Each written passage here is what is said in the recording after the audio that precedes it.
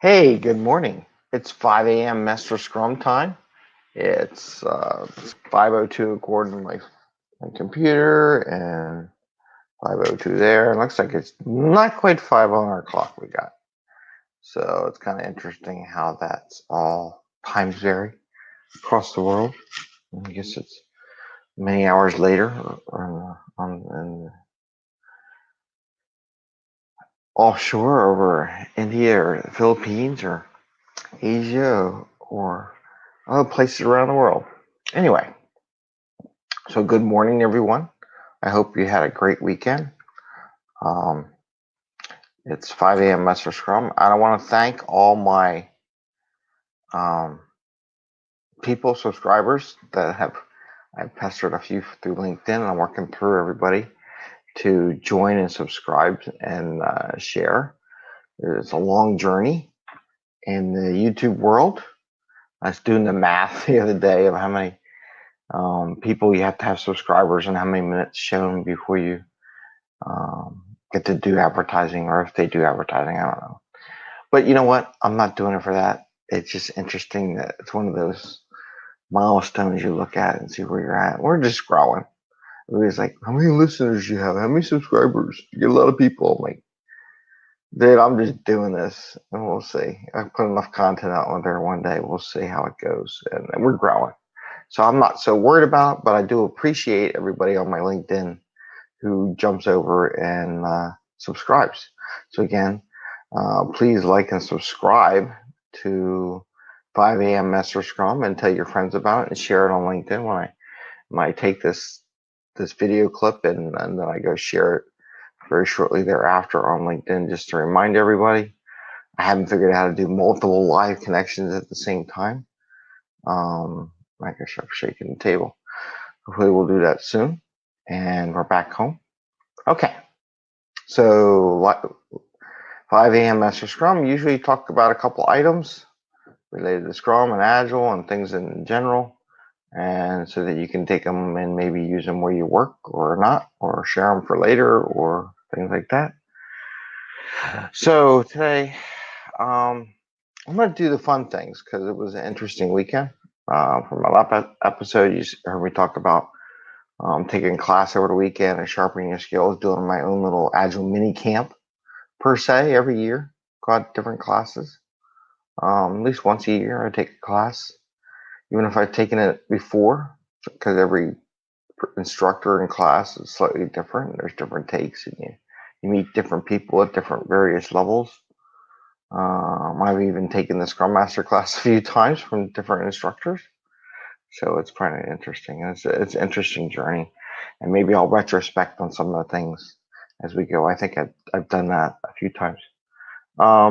Anyway, fun things. Okay, so here's what you do. It's Monday. You've been doing retro so many times it's getting kind of boring. Or it's a new group and you never met them, or you're at a networking event and you want to network each other. Change the daily Scrum into 3 questions so you know them better or know what they're doing. So one of the 3 questions is, what fun thing did you do last weekend? What's your next fun thing you got planned?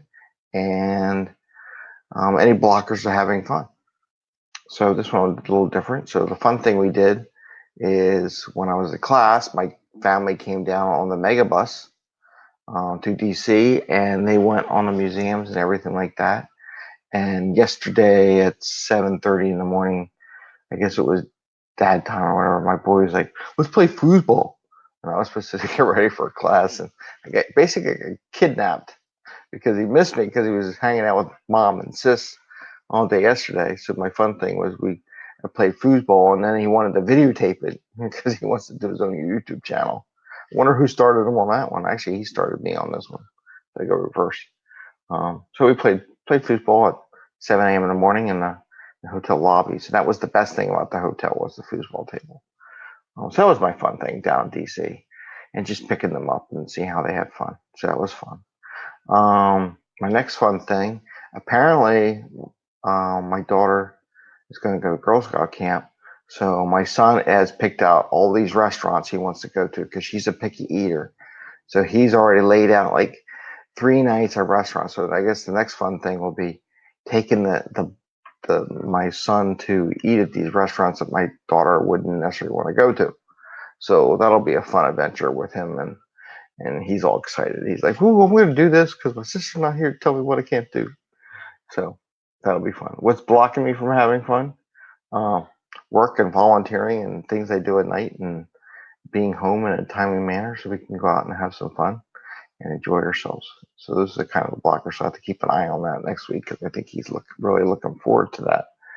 I think he's the first day she goes to camp. He's already picked out his restaurant, so he's a trip. Anyway, he's entertaining.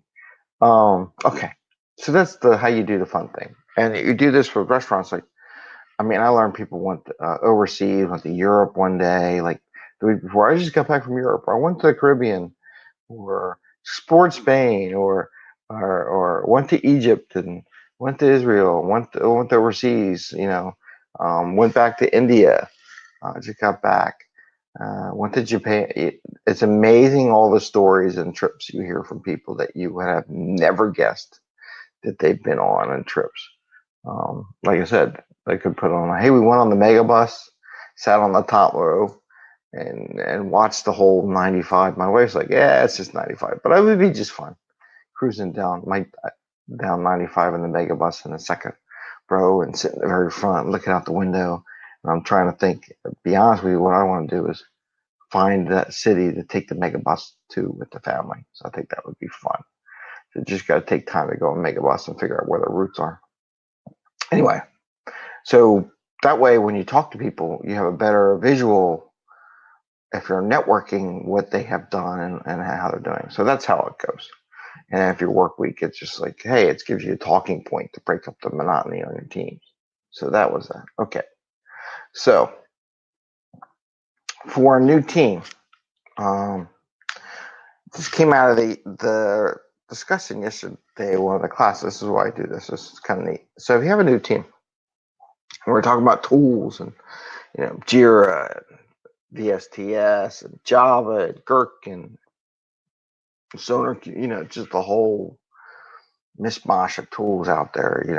To use Jenkins, you type of C#, you do, Java, who knows, right? There's so many languages out there, so many little tools out there using Skype and Slack and Mattermost and things like that. Well, I thought it would be an interesting exercise to get to know everybody's skill sets. It's like we're talking about that and we're just chatting. It'd be really neat so that when you get everybody together first week, right? Figuring out what so everybody knows what everybody else does, because you don't typically take their resume and hand the resume to all the other team members, which it may be a good idea. I don't know, but I have never done it before. I don't know if anybody really does share the resume with everybody. But what would be a neat exercise? Take sticky notes, right? Or somehow do it if you do overseas. List it out and maybe it would be really neat to do a word cloud maybe as a result. Maybe you get all the words, and that would be really cool. But if you did it with everybody, you can put stickies on the wall, right? That says, I'm Java, I've done .NET, C#, Gherkin, I work with Jenkins and Jira and VSTS and version 1, and just stick them all up against the wall and just put them up, and then you can group them and see who's got what, and then you can kind of see what everybody's experience is on the wall of the team. And I thought that it'd be different, right? How many times I've never seen anybody do that. So the idea is that you got a new team, you want everybody to learn what everybody's skill sets are. Just have them put them on sticky notes and then put them on the wall, and then you can group people up. Maybe you have to put their initials or something, so you can figure out who has what skill sets to bring to the table. So now your developers and your team know who's got what skills, and that they have questions. And hey, I like the program Gherkin, I never did that, or I'd love to do an app for a phone. Maybe you can do all that kind of stuff and put that up there, and make it interesting because they like that stuff. So it's just a thought on the whole idea for a new team. So for a new team, again, just to have them write down what they've done, what code and base, what software, and then post those on stickies on the wall. Or again, you can get it all digitally for people scattered across the world because they're not all in the same place, and make a word cloud and just put them on a spreadsheet and build a word cloud. There's a couple of software programs that you can do that online. Just type in word cloud and online, and it'll create it automatically for you. It's just a thought, something you can do. For existing teams, especially small teams. I had a small team. It was just 3 people, myself and 2 developers. And we kind of switched roles and ran it. And, retrospectives. We were talking about that, and just so they're not the same monotony. And the one group I had, we did retros, and it was just 3 of us. So we saw each other, and I was like, okay, what are we doing? Doing the same old thing. So I changed it up, and we were located here in Philadelphia. So I changed it up. So let's get out of the office and what's retrospect, talk about how it went, anything we want to work on. You still ask the questions and you still find out what worked and what didn't work. And but we would go to different restaurants for lunch or find different places that had dessert or something. It actually got to the point where my team would come to me and go, Greg, what are we doing retro this week? It was funny. They weren't excited about any other ceremony, but they were about the retro. It's like, woo, where are we going? Like we had, I had a bunch of colleagues from India and Pakistan. I think they're both from India, and they never had a cannoli before. And because they had different, like they eat their stuff and we eat ours. I eat different things, and there's a lot of people like myself that probably never had a cannoli either. We went and had a cannoli at one of the restaurants. And one guy's like, oh my God, this is so amazing. I love this cannoli thing. This was great. And they're like buying cannolis for their friends and they're sharing it.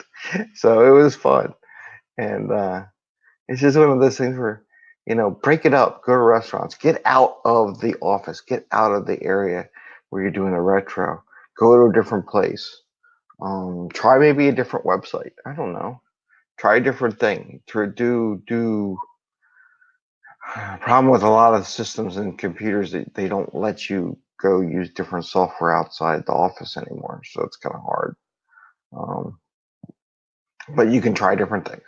That's all. Or you get out of the office, you go to a restaurant, you use your laptop and join or Skype into something, and just do something different. But go to a different room, change up the environment.